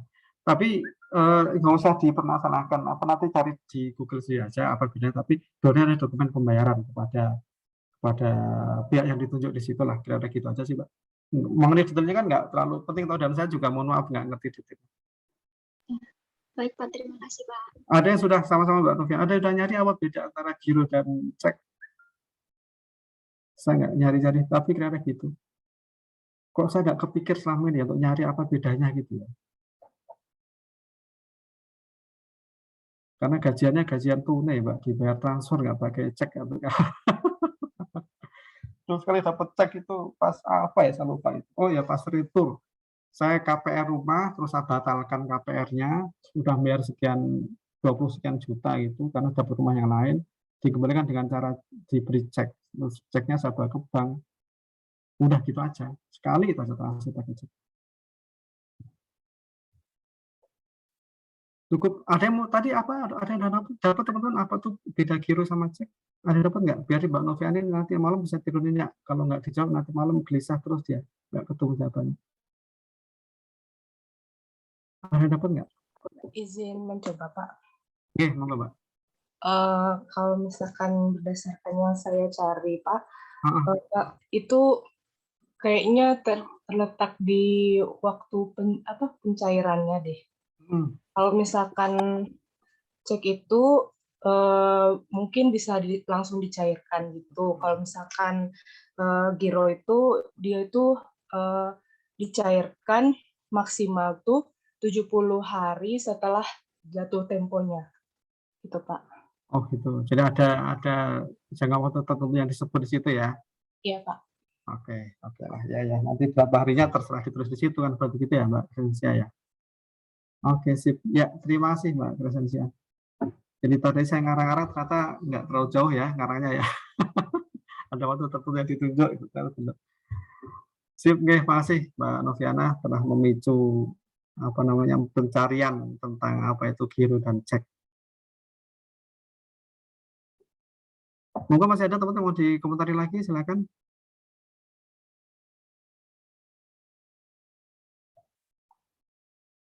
Kita baru jam 9, waktunya kuliah sampai jam 10 toh, masih lama sekali. Setelah ini nanti kalau nggak ada lagi pertanyaan, kita nyanyi bareng-bareng. Nyanyi apa? Yang nyanyi Mbak Silvi, bukan kita. Mbak Silvi terlalu pendiam soalnya. Ayo, monggo ada lagi disampaikan? Tidak ada? Oke, kalau nggak ada, silakan ditutup. Teman-teman grup pertama. Baik, Pak. Sekian dari presentasi dari kelompok kami. Apabila ada kesalahan, kami mohon maaf. Assalamualaikum warahmatullahi wabarakatuh. Assalamualaikum. Waalaikumsalam warahmatullahi wabarakatuh. Mas Rizky Fatur Rahman, terima kasih atas presentasi soal kasusnya. Baik, teman-teman sekalian. Itu tadi prestasi dari teman-teman kita grup 2 kita berikan, grup 2 grup 1 kita berikan applause untuk mereka semuanya. Oke, keren sekali. Dan tidak ada yang nggak relevan, semua relevan banget dengan apa yang kita bicarakan tadi terkait dengan utang usaha. Dari awal disampaikan cerita seperti itu, slide seperti tadi itu yang sedikit saya tadi elaborasi, kemudian tadi ada gambaran cukup lebih lengkap lah gitu sampai ending prestasi terakhir tadi itu. Jadi kalau saya sekarang saya bertanya, ketika sebuah perusahaan akan kalau kita bicara akuntansi, prosesnya ada bukti transaksi, bukti jurnal, nanti berujung pada laporan keuangan kan kayak gitu. Nah sekarang bukti transaksi apa yang menjadi syarat, menjadi apa ya, bukan ya syarat lah agar suatu transaksi utang usaha itu dapat di jurnal dalam jurnal utang usaha. Apa dokumen transaksi yang wajib ada kira-kira? Ayo siapa mau jawab? Tadi enggak nanya, aku yang nanya sekarang. Dokumen apa atau bukti transaksi apa yang menjadi dasar pencatatan sebuah transaksi atau jurnal utang usaha? Ayo. Kalau nggak ada jawab, nanti tak tanya sesuai dengan selera saya. Bisa tanggal, bisa bulan, bisa tahun, bisa jam, bisa apapun yang terlintas di benak saya untuk saya tanyakan. Izin Pak. Oke, siap. Aju, silakan Aju. Jadi pertanyaannya dokumen apa ya Pak? Menjawab kalau salah koreksi ya Pak. Kalau menurut saya dari pemaparan kelompok tadi, itu dokumennya adalah faktur Pak. Faktur pembelian. Pembelian. Oke, cukup? Cukup. Siap. Masih Ijo. Ada yang mau nambahin? Belum lengkap kalau faktur saja. Tapi ini sebuah awalan yang bagus. Monggo silakan. Padahal tadi Ajo Rufai itu mematikan kamera. Saya kira sedang ke toilet dan lama sekali. Saya ternyata ada di situ. Monggo, Mas Noval Lasto. Menurut saya dokumen penerimaan barang Pak sama dokumen permintaan pembelian itu. Dokumen penerimaan barang, yang kedua adalah permintaan permintaan pembelian. Iya. Oke. Udah itu aja Mas Noval Lasto? Iya Pak. Cukup itu. Makasih Mas Noval Lasto. Ya sepotong-sepotong nggak apa-apa, diirit-irit nih jawabannya gitu. Tapi semua ditulis Mbak Silvi ya, Mbak Silvi ya. Jangan lupa pulpennya belum macet kan ya Mbak Silvi ya, masih bisa ngetik kan ya, ngetik nulis kan. Oke. Ada mau melengkapi lagi silakan teman-teman. Ini sebenarnya ngerti cuma malu-malu nih gitu. Jadi Pak di tempat kami lagi hujan, lagi dingin, kita malas bicara sekarang ini. Ya udah, kalau malas bicara ditulis nanti. Nah, dicat juga boleh nulisnya nggak apa-apa.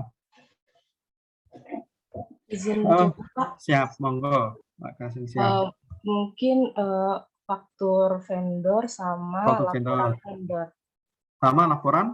Vendor, Pak. Laporan vendor. Laporan vendornya apa Mbak kira-kira ya? Mungkin kayak kayak retur atau apa?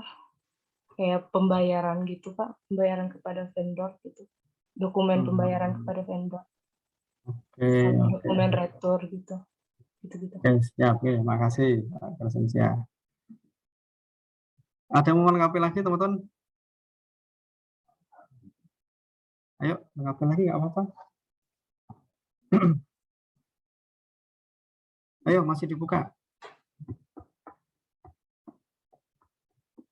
Yang berminat untuk upgrade nanti nilainya, nilainya siapa tahu ada manfaatnya. Ayo, monggo silakan. Izin, Pak. Mbak Noviana, silakan.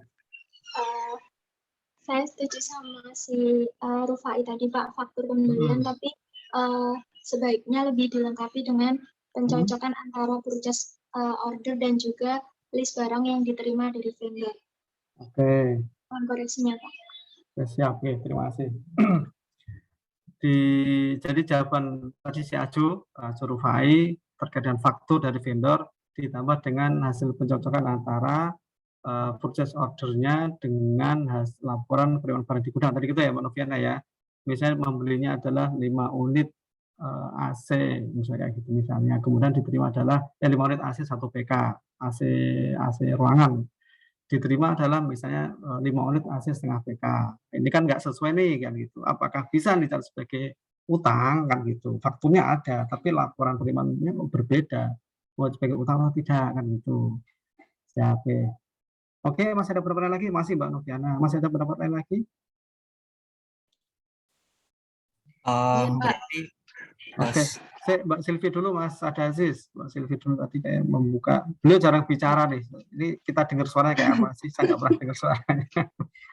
Tadi dokumen kan Pak. Kalau memo debit itu termasuk kan Pak? Memo debit termasuk sih, kan dokumen itu. Iya. Oh, nambah itu aja. Iya Pak. Iya, makasih Pak Silvi. Siap, ya, makasih Pak Silvi. Monggo Mas Ada Aziz. Sama Pak, saya juga mau bilang memo debit. Oh, yang benar. Janjiannya kok nggak bilang-bilang loh. Ya, memo debit ini apa sih Mas Ada Aziz? Kok saya jadi was-was dengan kata-kata memo debit ini? Kalau memo debit berarti dokumen yang menunjukkan pengurangan utang gitu Pak. Misal tadi pembeli, penjual ada pengembalian kayak gitu. Ya, pembeli ada pengembalian gitu, utangnya berkurang. Nah itu dituangkan. Oke, siap. Nggih. Saya baru nggak. Ya bisa. Kalau udah ada utang, kemudian utangnya ternyata berubah karena retur, karena apa tadi gitu ya, ada debitnya. Apa namanya? Mengirimkan. Oke, terima kasih. Ini kembali kalau secara konklusinya gini kan, pencatatan itu kebijakan akuntansi perusahaan. Oke ya, kebijakan akuntansi perusahaan. Jadi kapan perusahaan menetapkan bahwa suatu transaksi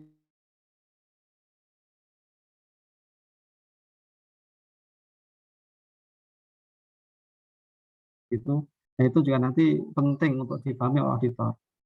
Nah, di sana nanti kita tanya dulu kepada pihak perusahaan, Pak perusahaan, gimana sih kebijakan akuntansinya terhadap utang? Oh Pak, gini Pak, utang itu nanti, ya biarkan dia cerita.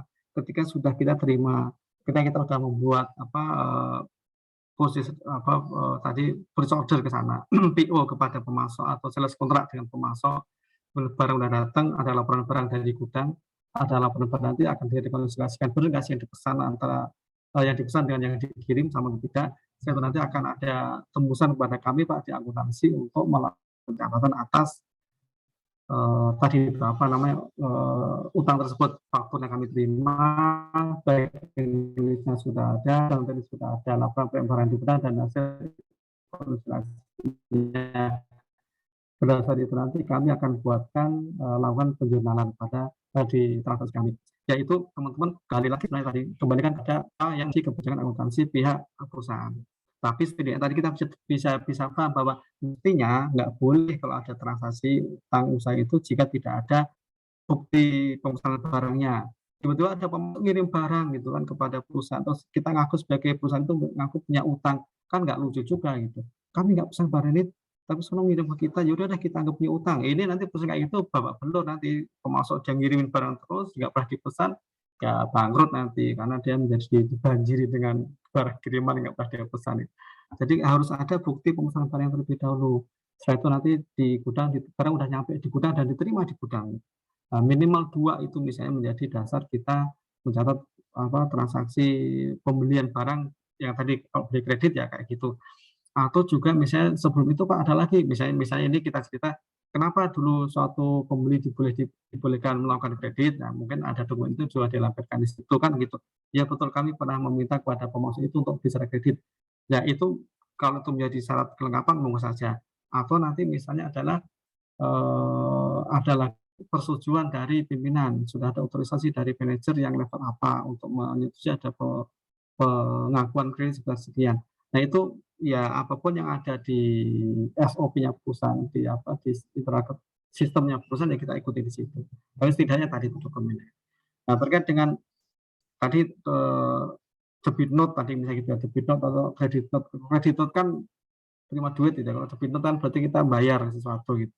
Ya kalau memang itu menjadi salah satu hal yang menjadi persyaratan dalam pencatatan.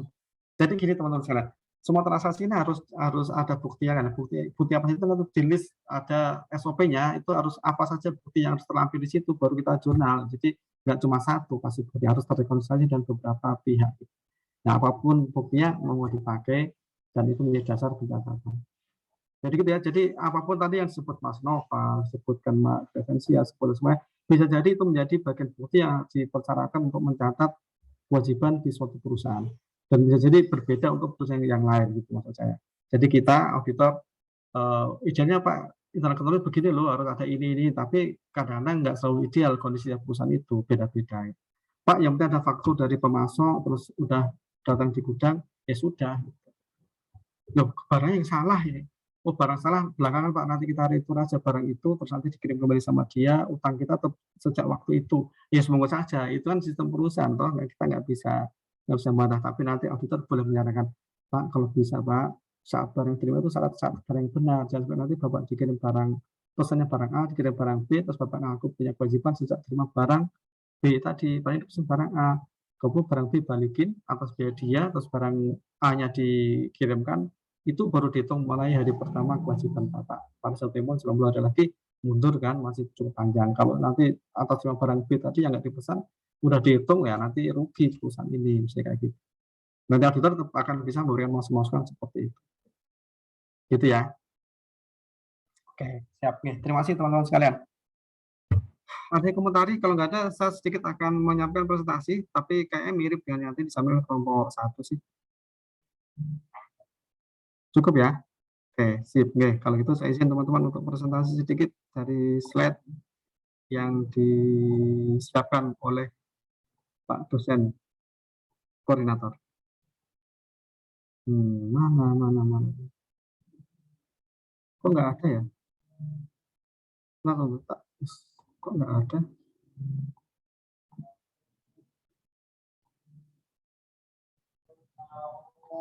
Nah, kok nggak muncul?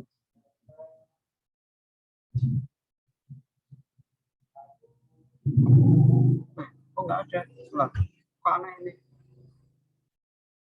Kok aneh? Nah. Saya merasa aneh dengan Zoom saya pagi ini.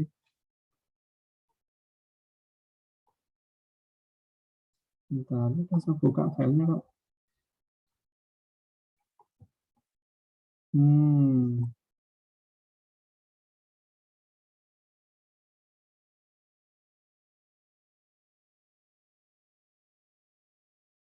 Ini dia, ya Allah.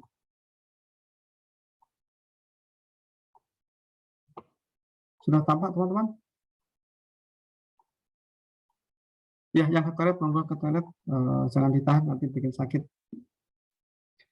Udah kelihatan ya, Mbak Silvi? Udah kelihatan Mbak Silvi? Sudah Pak. Sudah, oke. Terima kasih. Ini audit atau usaha tidak banyak yang kita pelajari di sesi ini memang sebenarnya. Transaksi terkait dengan piutang usaha apa saja. Ini beberapa penjelasan seperti ini. Ya, siklus pengeluaran kas gitu. Jadi terkait dengan siklus pengeluaran kas gitu. Karena memang ini kalau utang ya nanti akan ada kas keluar kepada yang bersangkutan, kepada pemasok di situ kan gitu. Dan siklus pengeluaran kas merupakan semua transaksi atau peristiwa yang dimulai ketika entitas memperoleh aset atau jasa, bukan ya, secara tunai maupun kredit. Ya, ya di sini betul sekali bahwa ketika mendapat aset berupa sediaan apapun juga tadi itu atau mendapatkan jasa tertentu, ya berarti akan ada pembayaran kepada pihak yang memberikan tadi, memberikan aset, menyerahkan aset ataukah memberikan jasanya. Nah, ini ada beberapa subsiklus dalam kaitan dengan siklus ini, teman-teman sekalian, ada penggajian, aset tetap, dan seterusnya ini. Oke, kita lanjut dulu aja. Fungsi utama dalam subsiklus persediaan. Ya, kalau kita bicara utang usaha, biasanya kita akan lebih banyak bicara mengenai persediaan ya, karena kaitan dengan kegiatan utang perusahaan itu jual belinya lah gitu.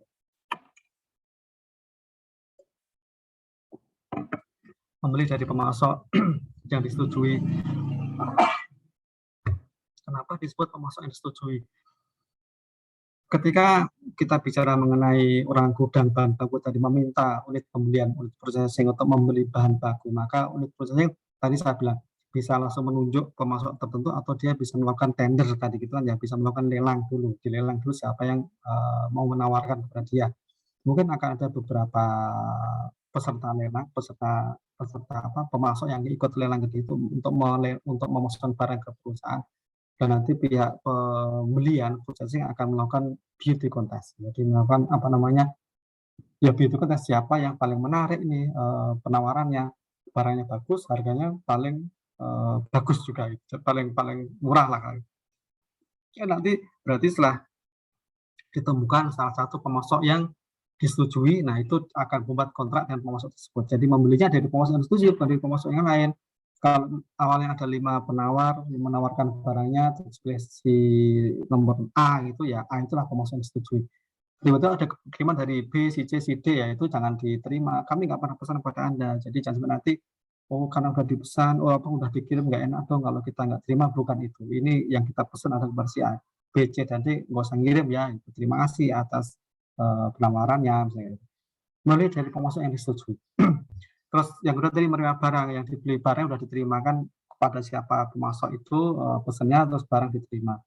Nah itu proses kalau kita cerita tentang tadi pembeliannya. Utang usaha termasuk pencatatan pembelian dan utang usaha ini termasuk juga pencatatan pembelian dan utang usaha juga. Ya, kaitan dengan utang usaha termasuk pembelian yang dilaksanakannya. Kemudian terkait dengan pembayarannya, jadi pencatatan pembayaran dan pengurangan utang usaha. Jadi kalau kita bicara tentang pembayaran, pengurangan utang usaha berarti ada penyembayaran dan pengurangan. Kalau terjadinya utang usaha baik dari pembelian dan juga terjadinya utang usaha. Tadi yang Mas Sada Aziz dan tadi Mbak Silvi sampaikan ada debit atau kredit tadi itu.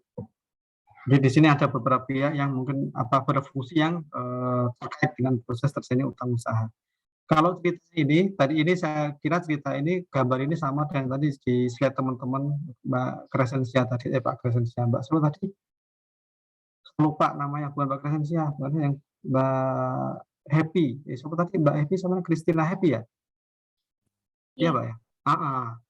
Tadi slide pertamanya mirip dengan ini, sama lah, saya boleh bilang sama. Gimana ceritanya ada, dokumen sampai terjadi utang usaha. Ini dari production department membuat purchase requisition, permintaan pembelian barang di sini kepada processing. Di sini nama departemennya boleh apa saja, tapi yang biasanya gini teman-teman, kalau di kita kan di lazimnya lah, ini yang membuat purchase requisition bukan dari production department. Production department membuatnya material requisition kepada gudang membuat purchase requisition kepada pihak purchasing department. Jadi produksi meminta material, minta bahan, yaitu berupa material requisition, permintaan material. Nanti gudang kalau nggak punya, dia akan meminta kepada orang pembelian untuk melakukan pembelian, berupa purchase requisition, permintaan pembelian, gitu ya, dan seterusnya. Nanti begitu barang datang, di receiving department, di gudang diapain itu kan, nanti di situ akan punya nih, orang gudang punya dulu ada PO-nya, setelah PO dikirimkan kan gitu, nanti barang akan terima. Barang terima diapain? Dibandingkan antara barang terima dengan yang dulu dipesan. Nah, itu orang gudang melakukan itu. Terus nanti dibuatkan laporan barang di gudang. Di situ receiving report, quality and quantity of goods received. Jadi bicaranya kualitasnya, barangnya apa, diterima berapa, apakah good atau not good, status barangnya rusak ataukah bagus ataukah tipe seperti apa. Jadi quality-nya disebut juga. Terima barang A sejumlah 100 pieces, yang 90 good, yang 10 not good, itu juga bisa. Kalau memang barang-barang ini barang-barang yang langsung jadi identifikasi bagus nggak bagusnya di gudang tersebut. Kalau nggak bisa ya nggak bisa disebut good atau not good oleh gudang penerimaan barang. Baru setelah itu dibuatkan receiving report-nya akan diajukan kepada beberapa pihak, kepada pihak siapa saja nih receiving report-nya gitu. Ya, kepada pihak-pihak terkait, kepada pihak vendor sebagai pengirim untuk diterima barang, dia butuh berapa diterimanya, kapan diterimanya gitu. Kemudian orang accounting yang akan mencatat kapan diterima barang, kapan mencatat ada kewajiban gitu kan ya. Dia juga akan membandingkan dengan apa yang dipesan dulu, apa sama enggak dengan yang diterima gitu. Kemudian invoice yang mana, dia pengen tahu invoice yang itu karena apa? Faktur ini atau invoice ini nggak akan dikirim ke gudang. Gudang tidak perlu tahu berapa harga barang kan gitu. Tapi yang tahu harga barang adalah pihak purchasing dan juga langsung pihak accounting kayak itu mencatat jurnal pengakuan tadi, pengakuan kewajiban utang dan seterusnya. Nanti sampai situ jatuh temponya kapan akan dilakukan pembayaran pada saat jatuh tempo misalnya, sehingga tidak terkena penalti. Atau jika mau mengambil diskon ya, teman-teman dulu kita pernah ingat ada 2/10 N30 misalnya gitu ya. Jadi kalau dibayar dalam 10 hari dapat diskon 2% misalnya kayak gitu. Jika mengambil itu ya monggo. Tapi yang jelas biasanya diasipkan sesuai dengan tanggal jatuh temponya. Dan ya monggo saja, enggak Pak, enggak per jatuh tempo, kita asipkan per nama pemasok monggo saja. Diasumsi apa itu kebijakan pihak perusahaan. Itu terserah dia gitu. Tapi kalau ingin memaksimalkan kasnya, jika memang dia ada longgar ya mending dibayar sebagai jatuh tempo misalnya kayak gitu. Dan so, ini cerita ini tadi sudah disampaikan oleh tadi Mbak Kristina di slide Mbak Kristina juga yang sama, nggak akan berbeda. Fungsi dokumen input dan sistem akuntansi. Ya, ini mengenalkan sistem voucher, sistem voucher di sini untuk mengenai kontrol atas pengeluaran dan membuat catatan pre-number. Jadi vouchernya ini dibuat pre-number, nomor urut tercetak pre-number. Yang tercetak ya, teman-teman tahu ya, pre-number yang tercetak ya, nomor urut tercetak itu ya. Jadi sudah ada cetakan nomornya, sehingga ketika dikeluarkan ya, kalau ada yang di skip, ada dihilangkan dokumen, ketahuan ini nomornya kok nggak urut, ketahuan ada yang di skip nih, ada yang dilaporkan nih, misalnya kayak gitu, ketahuan dari situ nanti. Nah ini nanti dipakai untuk melakukan pencatatan.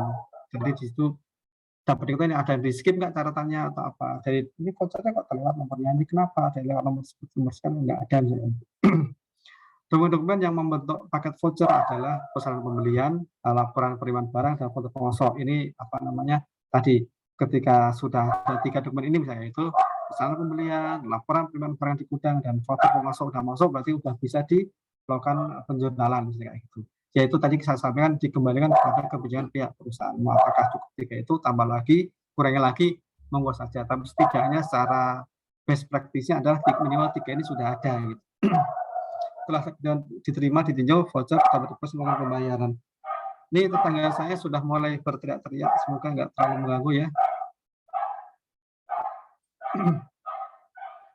Ini tadi kita tentang kontrol teman-teman sekalian, betul bahwa ada beberapa yang harus kita ikuti. Tapi kembali lagi, apakah memang kebutuhan perusahaan bisa nggak memenuhi hal seperti ini? Apa penggunaan utama yang seharusnya ada? Pemisahan tugas. Nah, harus ada pemisahan tugas Pak itu antara siapa? Antara penanganan dan pencatatan aset, seperti penanganan dan pencatatan persediaan dan pembayaran kas. Teman-teman sekalian, ya ini penting sekali sebenarnya sih untuk memisahkan antara gitu yang mencatat persediaan dan pembayaran kas.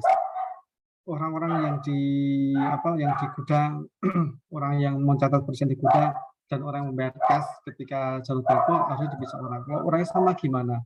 Bisa orangnya sama, bisa juga ya orangnya itu juga karena pemiliknya barang satu dan dia nggak percaya pada semua juga.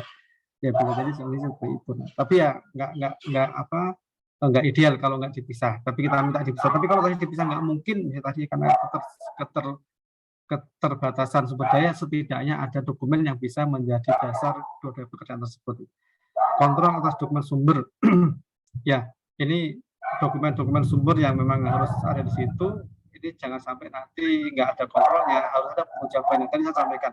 Ketika dokumen sumber yang tadi plan number tadi, voucher tadi plan number tadi ternyata ada yang hilang selembar. Ini berarti ada sesuatu yang salah di sini. Ini ada pembayaran pada siapa ini kok nggak ada dokumennya. Ada yang skip satu gitu. Tadi ketika ada kontrol pasca pembayaran di studi kasus tadi yang disampaikan oleh Mas siapa tadi itu Mas Rizky tadi itu ternyata juga ada yang PT ngumpet tadi itu ya yang ternyata tidak teridentifikasi pembelian dan pelunasannya tadi itu kayak gitu. Ya kayak gitu teman-teman harus ada kontrolnya siapa yang mau memegang dokumen-dokumen seperti itu.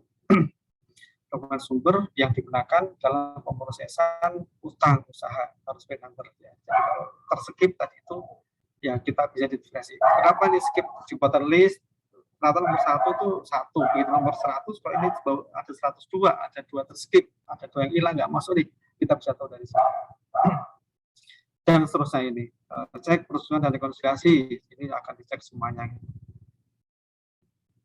Dan seterusnya ini saya kira teman-teman nanti bisa dilakukan pengujian tersendiri belajar sendiri yang kayak gini lah nggak terlalu sulit ini ya.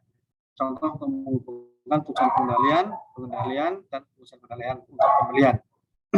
Tujuan khusus tentang occurrence keterjadiannya. Sebelumnya tercatat ada transaksi yang bonafit karena berhubungan dan barang terima. Jadi transaksi yang benar-benar ada gitu ya, bukan yang fiktif. Berhubungan dan barang atau jasa yang diterima. Jadi semuanya diotorisasi dan diterima.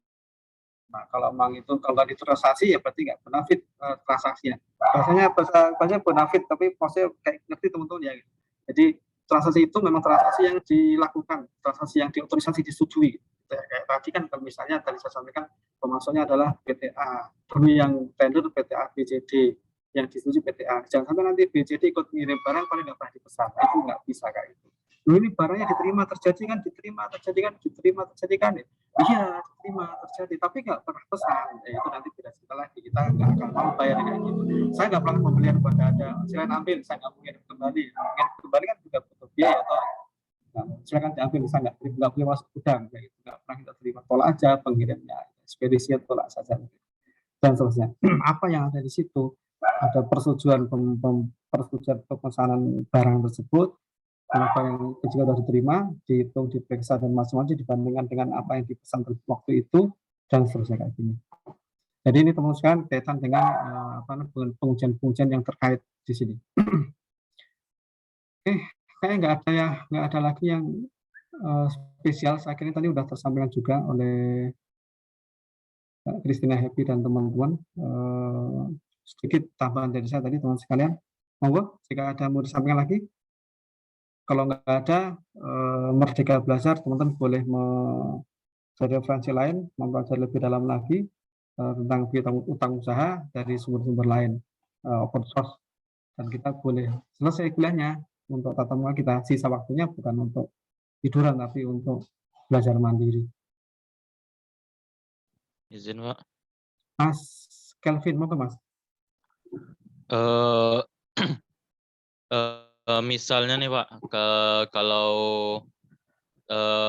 vendor sama klien kita tuh kerjasama untuk memanipulasi saldo dari utang usahanya Pak, kan otomatis dokumen dari vendor sama dokumen dari klien tuh saldonya sama, walaupun itu sebenarnya tuh saldonya tuh salah gitu Pak, tapi mereka kerjasama gitu. Nah itu dari auditor sendiri ngedeteksi itu tuh adanya kecurangan atau enggaknya itu gimana ya Pak? Soalnya kan dokumen dari vendor sama dokumen dari kliennya udah sama, tapi sebenarnya saldonya tuh nggak segitu seharusnya gitu Pak. Oke, tadi teman-teman terima kasih Mas Kelvin. Jadi bagaimana jika terjadi kerjasama kolusi lah ya, maksudnya di kolusi lah ini kecurangan, karena kecurangan ya harus melibatkan beberapa pihak, dan di sini terlibat adalah vendor dengan pihak pembelian misalnya gitu, klien kita pembelian.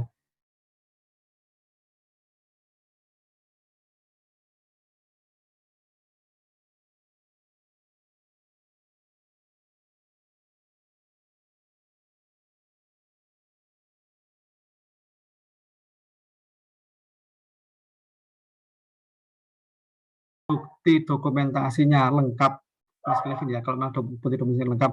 Ketika melakukan purchase order tadi itu, dasarnya apa? Kalau dasarnya lengkap semuanya, ada purchase requisition dari gudang, ada kebutuhan dari produksi, terus ada otorisasi dari pimpinannya, ya kita nggak bisa bilang ini kecurangan. Meskipun itu adalah pembelian yang nggak diperlukan, misalnya gitu nih. Sengaja nih orang punya itu kita beli barang ke sono deh. Kenapa beli barang ke sono? Kasian tuh pemasok kita nggak punya duit karena nggak bisa jualan. Kita beli aja barang-barangnya. Semua diskusi semua pihak ya sudah, itu memang terjadi dan itu nyata menjadi kewajiban perusahaan. Dia beli dan barang diterima kok gitu. Nah, ketika bicara adalah tapi ini kan nggak dibutuhkan. Kalau nggak dibutuhkan, kenapa semua sepakat untuk membeli itu? Nah, auditor untuk laporan keuangan tidak sampai sejauh itu, Mas Kelvin. Sebenarnya bukti yang ada lengkap, ya sudah kita terima sebagai sebuah kewajiban. Barang diterima, barang dipesan, pesan pun ada otorisasi, ya sudah selesai. Nah, nanti ketika bicara tentang audit kinerja atau audit manajemen itu baru nanti, Mas, di situ beda cerita lagi. Dia akan menguji apakah pembelian diperlukan atau tidak. Kenapa belinya barang 100, kenapa nggak beli 50 saja, misalnya gitu. Uang kita butuh 50 kok. Gitu. Kalau laporan keuangan kan nggak bisa 100, ya 100 itu ya sesuai. Tapi kalau kinerja kan belinya kebanyakan, ada pemborosan, audit kinerja gitu ya, bisa ngomong gitu. Ini direksi boros gitu. Ternyata si pemasok adalah anak perusahaan dia. Bisa jadi nanti nggak apa-apa, bisa jadi kan beda cerita lagi. Tapi untuk laporan keuangan kita menguji kewajaran penyajian berdasarkan data-data yang ada. Kalau tadi yang beda cerita kasus kayak tadi itu, ya audit kinerja yang bisa dipakai atau audit lain misalnya apalah nanti ada tujuan khusus yang tertentu yang memang dilaksanakan oleh internal auditor yang perusahaan ya gitu. Tunggu saja. Ini hanya beda scope aja, beda scope audit ya, lingkupnya beda-beda. Gitu Mas, kira-kira. Terima kasih, Pak. Siap, sama-sama Mas. Masih ada lagi yang lain, mau silakan. Bisa jadi loh ya, tadi yang Mas Kevin itu bisa jadi teman-teman sekalian ketika dulu tahun 98 udah lahir kan ya, tahun 98 udah lahir Mas Kevin tahun 98, 97. Belum, Pak. Waduh, belum lahir ya. Wah, saya nggak jadi cerita loh gitu. Oh, bukan gitu. Jadi dulu itu kita mengalami krisis moneter dan waktu itu banyak bank yang ditutup, bank yang dicabut izin usahanya, bank beku operasi dan bank beku BBO, bank BBKU, bank beku kegiatan usaha. Jadi dulu itu bank-bank itu kan narik dana dari masyarakat, terus dan itu dipinjamkan kepada masyarakat, pada dunia usaha. Dunia usaha yang dikasih pinjam itu dunia usaha grup dia sendiri. Sehingga ketika grup dia pun nggak mampu bayar, ini grup saya kasih aja pinjam. Sehingga suatu terjadilah tadi itu gagal bayar dari grupnya anak perusahaan dia kepada bank. Sehingga bank ini pun akhirnya gagal bayar kepada nasabah. Krisis terjadi di mana-mana kayak gitu. Nah, terus akhirnya pemerintah turun ngasih BLBI, bantuan likuiditas itu, dikasih lagi grupnya tadi yang tetap ada kesulitan bisnis, yaitu akhirnya ya yang nanggung beban APBN kita semua sekarang. Nah, ini praktik kayak gini yang nggak benar itu yang bisa dibongkar dengan cara berbeda, bukan dengan laporan. Dulu audit laporan kan sih baik-baik saja, semua ada dokumentasi, tapi begitu auditnya berbeda, audit atas kinerja, audit atas yang lain lah gitu, investigasi semacam itu baru dapat diungkap. Ternyata ini penyalurannya tidak proper, misalnya kayak gitu. Saya kira nanti kerjasama nih kayak gitu juga. Ya, dulu konglomerasi memang berisiko ketika tidak waktu itu belum populer, belum banyak kesadaran mengenai risk management atau manajemen risiko, sehingga risiko-risiko kayak gitu itu waktu itu aspek yang ini grup sendiri diabaikan, padahal seharusnya nggak boleh kayak gitu. Jadi itu dulu lah, masih zaman kita belum tersentak. Kalau sekarang kan sudah beda lagi, harus ada aturan macam-macam yang dipenuhi.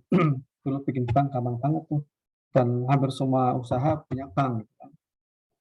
Apa sih nggak punya bank, semua punya bank. Terus sedikit tambahan dari saya ketika ingin melihat apakah kecurangan itu dapat dideteksi, sebenarnya bisa kalau memang tidak ada kerjasama, tapi karena kerjasama dan biasanya itu kerjasama maka akan sulit kalau dengan audit laporan keuangan financial statement yang kita sekarang bicarakan. Tapi dengan audit yang lain itu akan bisa ditemukan jejaknya. Itu Mas. Terima kasih Mas Kevin pertanyaannya. Mas Hera, sudah lelah? Yang belum sarapan, ini waduh Pak, belum sarapan Pak. Tadi ada yang belum sarapan toh? Ada Pak. Oke, kalau ada yang belum sarapan, silakan sarapan. Udah kesiangan Pak. Ya. Brunch nama sekarang. Breakfast and lunch jadi satu. Kalau mahasiswa di kampus dulu kan gitu toh, sarapannya udah siang. Jadi pagi itu nggak sarapan biasa, nggak usah jadi alasan ya. Saya juga gitu. Dan saya kira mahasiswa rata-rata gitu ya. Pagi itu nggak sempat sarapan, nanti pas break kuliah baru sarapan. Di samping memang untuk menghemat, juga kadang-kadang berangkat ke kampus mepet-mepet. Meskipun bangunnya pagi ya, bukan berarti kampus pagi, tapi ya biasa mepet-mepet kelakuan mahasiswa lah kayak gitu.